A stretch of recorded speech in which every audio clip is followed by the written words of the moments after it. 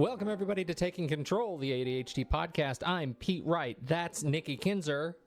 Hello. And we're, Pete Wright. Yes, we're talking more about work.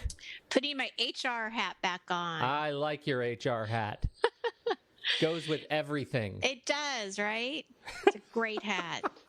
We're talking about interviews today, right? So we talked last week. We talked about picking the right career, and now you've picked the career. How do you approach the getting ready for the courting ritual? That's right. Yeah, it is, right? It really is kind of courting. Well, the way that I have the outline sort of outlined. I'm going to use outline twice. Isn't that like some bad rule that I'm breaking? I don't know if it's a rule. Well, no arrests, all acquittals. All right, good. Right. So I'm going to kind of give some general tips of things to do prior to the actual interview. We're going to talk a little bit about how to practice interviewing, and then some interview tips on, what to do when you're actually in the interview. So it's really, and then also some follow-up. So there's sort of kind of 4 sections to this podcast. Now, this is how you approach this process when you're sitting down and working with, let's say you've done some coaching with a recent college grad or somebody who's looking at a career change. This is how you deal with this in your coaching environment, right? Absolutely. And really, it's the advice I would give to a friend, a family member. I mean, just because of I did so many interviews. I was a recruiter for the first probably 4 years of my HR experience. And so interviewing is definitely an expertise of what I did when I was in HR. So, and it has changed some. And so hopefully it hasn't changed so much that I'm giving wrong information here, but I don't think so. It's all good stuff. Some of it's going to be reminders. People are going to think, yeah, I know that. But it always amazed me that even if you know that, people don't always do it. And so if anything, it'll be a good reminder if you're going in for an interview. Excellent. Well, let's get started. So right. I am your potential interviewee. What do I do first? Well, I think the first thing is to remember you are putting your best self in front of the interviewer. And so you got to play that part. And that's easy to say when people really want a job. They get this interview and they're very excited, and you definitely want to put your best self in front. And the first thing you want to do is you really want to research the company that has called you. If you don't know them very well, definitely get on their website, know the job that you're applying for, have a really good idea of who they are, where they are, how big they are, what they do, and just really know who you're interviewing for. Nothing is worse than interviewing somebody and they're just like, and what company are you? Or, that I don't even know if they do cover letters anymore, but I used to look at cover letters back in the day, and they would have the wrong company on the cover letter because they didn't change it, because it's like it's like a copy and paste thing, or totally. So, not good. That's so awful. It's awful. Yeah. So definitely know the company you are interviewing for. Write out a list of questions you have about the job. I know last week we talked a lot about company culture, people you're working with. Write out those questions. What do you want to know about the company, the culture, your boss, work style, hours, all of the basic stuff, of course, but get that out on paper so you have it in front of you. And we'll talk a little bit more about that in just a minute. You want to make sure that you're not just on time for the interview, but that you're about 10 minutes early. And this is really important because I know time management can be very difficult for ADHD. And so if this means that you have to practice a drive-by the day before or a few days before your interview, just to make sure you know exactly how much it's going to, or how much time it's going to take for you to get there, or if you're taking a bus or whatever, then do it, practice it. Just, do what you can, especially if you really care about this job. You don't want to be late. Just don't be late. Right. So practice that if you have to. Make sure your phone is turned off, or at least, I say put it away. I don't even think the interviewer should even know you have it. Oh, that's a really great way to put it, because, a lot of people say, well, it's silent, but you know what? You can hear a vibration. Yeah. If it vibrates, you can hear that stuff, and you notice, and you think that you can't notice. You think it's quiet enough in your briefcase when it's vibrating, but you can notice. Turn it off all the way, power down. Well, yeah, and if it's in your pocket and you're moving around, I mean, come Right. on, it's like it just. I would say you don't even want the interviewer to know you have it, and this includes being in the waiting room. And I don't know if it's just a perception or what, but I've seen this in other tips and tricks with interviewing too. Don't even have it with you when you're in the waiting room. Just read a magazine that they have available, or just sit there quietly, because there's just something about walking out to introduce yourself to someone and they're on their phone, like, because then you feel like you're interrupting them. Yeah. And there's just this perception there. So yeah, Unless you're pretending to be on the phone, you're saying, no, I'm afraid I can't accept your offer of $1 million. No, I have to go. I'm sorry. I have to go. Right. I'll think about that. I'll think about that. I'll get back to you in about a half hour. Right. Yeah. I got to see how this goes. Yeah, timing is really important on that. Right. Yeah. Right. Yeah. That's very true. Yeah. And so with that being said, phone is gone. Do you have a pen and kind of like a nice notepad, to jot down notes? Even if you don't have notes, it still looks more professional to look like maybe you would have taken notes, Right. And I think it's just one of those things that it can be, you're asking a question and you're listening to what the answer is, and you can just kind of jot it down for your own memory. Again, you're kind of using this tool for yourself too, to remember. But again, you don't necessarily have to use it, but just have it with you. An extra copy of your resume, I think, is really important, especially if there's more than one person interviewing you. They may or may not have a copy, so it might be nice to just have that available to give them that copy if you have it. And you also, I think it helps if you have a copy of your resume for yourself to look at. So when, you're not reading upside down on your resume from the interviewers across the table. So if you have it in front of you, you can kind of follow along, when they're talking about different jobs that you've had. Does that make sense? Oh, total sense. Or else you could just scoot right up real close to them, next to them, and snuggle a little bit for the resume as snuggle. Your phone is going off. As your phone's going off while wearing jean shorts. Your cutoffs. Oh, yeah, exactly. Well, and there's the next point, dress the part, right? Know the company you're interviewing for. And even if it is more of a casual environment, I would dress it up a notch. So you don't necessarily, say that you're applying for kind of a casual environment. People do wear jeans. You don't necessarily have to wear a suit, but I do recommend that you look like you care. And in my own personal opinion, and people can, tell me I'm wrong, and that's okay.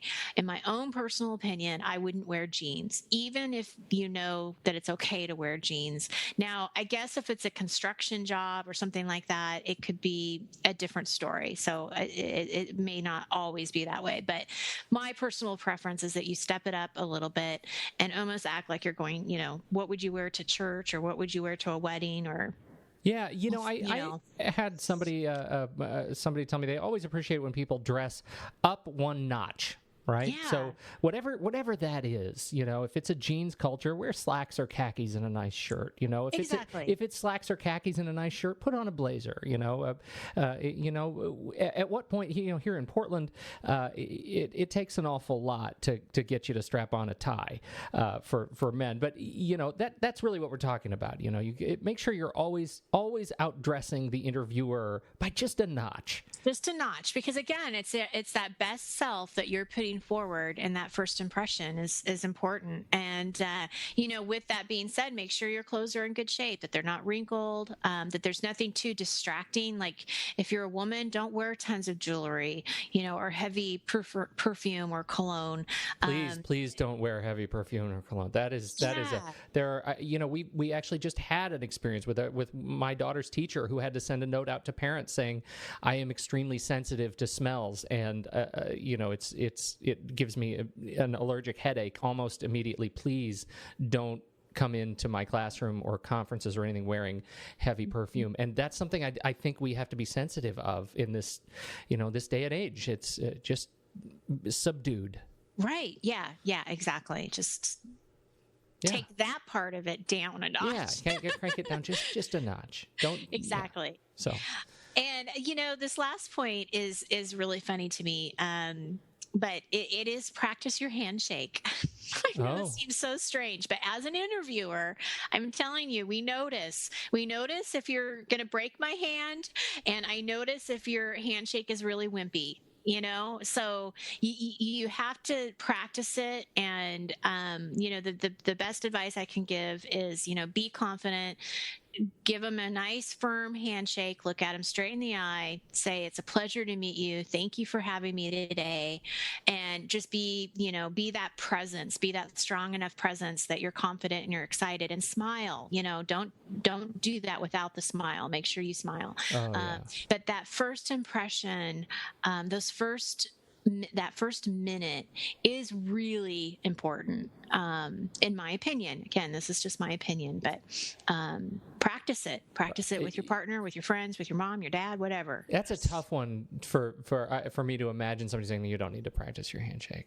Of course you need to practice your, you know what I mean? Like, yeah. there is a mirroring behavior that many people in their handshakes don't get. Like, you shake hands and you try to mirror the pressure of the person that you're shaking hands with. Right. Mm-hmm. That's sort of the rule, right?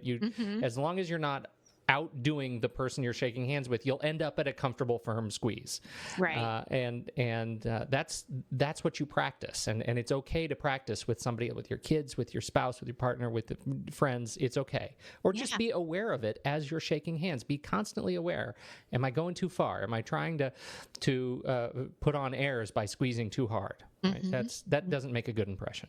No. Okay, so practice the interviewing, and this is really that role-playing mock interviews, and this is great because really one of the biggest challenges that I've seen with ADHD is that ruminating effect, where you're really trying to get your point across, so you keep saying the same thing over and over again, but maybe in a different way, or you keep bringing up examples to drive the point home. Pete, you have any idea what I'm talking about here? No. No, and you may not, because it's you may not, but I bet you there's a listener that is out there thinking, yeah, I'm a little wordy. I'm a little wordy. I absolutely know what you're talking about. I know you're talking to me. That's okay. Yeah, it's okay. Well, and then the other thing that can happen, right, and this is just stuff to be aware of, is that you've gotten distracted in your own answer, and so now you're talking about something completely different than what they were asked. What they asked of you, and so really, kind of as a whole, these two things: this ruminating thing that's happening, and then this distraction where you're getting off of the subject completely. You're talking too much, and so it's something you can practice, and that's what I would really suggest, is that practice a mock interview with a friend, your coach, your accountability partner. I'm going to throw that word back in there because I think that's important, but actually practice an interview. Figure out what some likely questions might be and just practice what your answers are going to be, making the answers clear, to the point, positive, and get feedback from the person who you're practicing with. Did that go on too long? Did I get my point across? Did you know what I was saying? And have them be honest with you. I think can be really important, but practice it. I mean, that's the best advice that I've gotten for myself and that I can give to people, is just to really get comfortable with answering interview type questions, Right. And don't fear silence. Yeah, right. Well, that's an interview trick. Yeah. Like, I purposely had silence put into my interviews because what I found is that when I was silent, they kept talking. Right. And that's one of those things that I think that's sort of a reverse trick. Like, when you're finished with your point and there is silence, don't worry about it. Like, you're finished. Be finished. Because as soon as you keep talking, you're going to screw something up. Yeah, that's a really good point, because it's okay to be done and ask for the next question, or just look at the interviewer, and then the interviewer knows that it's their cue. The ball's in their court now. And this goes back to reviewing your, when I said have your own resume in front of you, I definitely think you need to know your resume very well. Of course you do, it's your life and everything, but I definitely would just, go through the highlights of each job and what do you want the interviewer to know, and going back to that strength finder that we talked about last week, is there strengths here that I can highlight from certain jobs, and just really get kind of an idea of what you want, how you want to come across, and practice that with your mock interview. And then I think the last piece with the practice is practice listening. It's really easy to kind of get ahead of ourselves and listen to half of the question and then want to interrupt and just answer it right away. So we want to make sure that the interviewer is done with the question and they're waiting for us to answer, and really practice listening. And then it also gives you kind of a second for you to also kind of think about what you're going to say. What are your thoughts on that? I mean, I'm curious to know. In terms of practice listening, I think that is super important, and I think the trick here is, again, we talked about, if you keep talking, you'll screw something up. Well, that's part of the challenge, because in your head, if you're not truly focused on what the person is saying to you, you will spin off in your head and start answering the question in your head, and that will distract you long enough to miss key points. So I got some advice from an interview coach years and years ago, and it has served me well in just about every facet of my life, which is, you remember, an interview sounds really high pressure, and for many it is, right? Your livelihood, your career may be on the line, but an interview is also just a conversation. When you are just talking with someone, what are you doing? You are listening to them, you're engaging them, you're asking them questions and giving responses to their questions. It's a give and take. And as soon as you just feel like you're being grilled, you will distract yourself, you'll stop listening, you'll stop paying attention, and you'll say something dumb. Very good point. Yeah, just it is. It's a conversation. Yeah. Well, and something that we talk about in coaching, it's a dance. It's kind of like that, going back and forth, who's leading and who's following. And it's that dance of, just flow. And so, yeah, definitely. Yeah. Great advice. That's a good way to put it. Now, when you're in the actual interview, one of the things that is very common if you go to any kind of site for interview tips, don't be negative about your past employers or your bosses. And it seems so obvious. It seems like that's common sense. But I saw it time and time again where people would talk negative. They probably didn't intend to, but then it kind of just came out, right? With that silence that they couldn't have or whatever. And so really just keeping in mind that you want to stay positive. And even if you had the worst experience ever and your boss was horrible, just don't talk about it. Don't talk about that experience. You can either leave it out or just take the positive out of the experience and maybe not talk about the boss, him or herself or whatever. But we really want to just stick to the facts. And a lot of times that negativity becomes your opinion, and we don't want that. We just want to stay clear from that negativity. Yeah. There's another thing, not just negativity about your boss, but negativity about your life. That's so true. Right. You run into these situations where when you get uncomfortable and maybe you are running a little bit late, maybe you are having a tough time right now, maybe your car was repoed, maybe you're behind due on payments, maybe the phone company was not nice to you in a support call, whatever it is, the person interviewing you does not care. Right. And they will care not in your favor as soon as you bring it up. Right. They don't know you. You're another face in the crowd. You want to give the absolute best impression. And talking about how your life is falling apart, how your family's crazy, how your in-laws, everybody has terrible in-laws. Those are not stories that are appropriate at all for an interview. No. They're just not appropriate. Absolutely. Stay away from all of that. Stay away. Now, we talked a little bit about this last week, and we'll kind of expand it here, is having those questions ready for you to ask the interviewer. It was kind of homework from above, right? You're doing the research of the company. You've written down some questions and bring those with you to the interview. And, ask about the job. Be curious about the job. Don't just look at the job description and think, okay, that's it. I mean, really ask questions about it. Dig a little deeper, to really see if you're a good fit. And, be a little bit careful of the kinds of questions. I mean, I think you do want to know benefits and salary, but a lot of times that stuff will come out anyway. Like, they'll give that information to you if it's appropriate. You don't want to come across being that it's all about what is in it for me. Like, that's negative. Like if the only questions you're asking is how much are you going to pay me and what are my benefits, that's not good enough. I mean, that's not always going to be a good impression. And the salary thing can definitely be a tricky subject. And I really would follow the lead of the interviewer. They may bring it up to you. If they don't, follow your instinct. Ask them what the next steps are. That could be a way to get kind of a feeling of, are there 2 interviews? Are there 3rd or 4th interviews? What's the process here that I have to go through?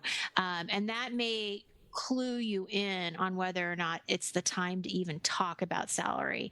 If you're going through a 2 or 3 interview process, then I can probably pretty much guarantee the first interview, unless you already know it, is probably not the right time. Yeah. But again, most of the time, I really don't think you go into a job not knowing at all what it pays. I mean, I think at some point you'll have some general idea. Or you wouldn't be interviewing for it. I mean, frankly, if you didn't know at least a range. Range or something. There are so many better questions to ask than that. How do you handle it when an employee wants to work from home? How does the company work in small teams? Let's talk about the culture of what it's like to really contribute here. And not get stuck in the it's so hard not to get stuck in the details of salary and benefits, because that's really what you're focused on. But there you can learn so much more about what that will define your experience at the company if you get the job. Mm-hmm. Everything else will come out in the wash. Mm-hmm. Absolutely. And then as far as follow-up goes, I mean, I always, depending on, I guess, the type of position you're applying for, I worked for a credit union when I did most of my HR experience. And so, and we ranged in positions as far as like the level. But I always think it's nice for you to send a note, whether that is even through an email or a little thank you note. I wouldn't text. I still don't think the texting is really as much, even though it's really popular. I don't think I would do it. I think I would send an email before I would send a text. But just checking in and following up on the process. How are they doing? And eventually you'll know if you got to the next level or not. Mm-hmm. You don't want to bug them. I remember having some people that just called every day, and it's like, okay, enough. We'll get back to you. But a little follow-up, I think, is always positive. Excellent. It shows you care, right? I mean, it shows that you really want the job. And if they're on the fence and they don't know who to hire, that could just be the thing that makes them, make the decision. So yeah. Boy, that's the truth. This is such good material. I hope this is useful for folks, because it's even useful for me, and I'm not interviewing for anything. Again, if you're in this process, if you find that you're going out for interviews now, you're graduating, you need to put on the best face, get a coach, call Nikki, set up some time to talk, and use her. She is an expert in this. Her background is just perfect. So use Nikki and get yourself in ship shape for your first round of interviews. And it's a career change too, not only if you just graduated, but if you're looking for a career change, for sure. Yeah, absolutely. Good conversation. Thank you, everybody, for joining us, for listening to us. Thank you, Nikki, for your wisdom and expertise, as always. And you can find out more about the show at TakeControlOrganizing.com. Just click on podcast. You can learn more about what we're doing here and join the conversation at Facebook.com/TakeControlADHD, Twitter.com/TakeControlADHD, all the various social platforms. We're there. We appreciate your kind comments and words on the iTunes podcast directory. If you have a minute to leave us a kind note there, that really helps other people discover the show. And that's it. Until next week, I'm Pete Wright. That's Nikki Kinzer. This has been Taking Control, the ADHD podcast.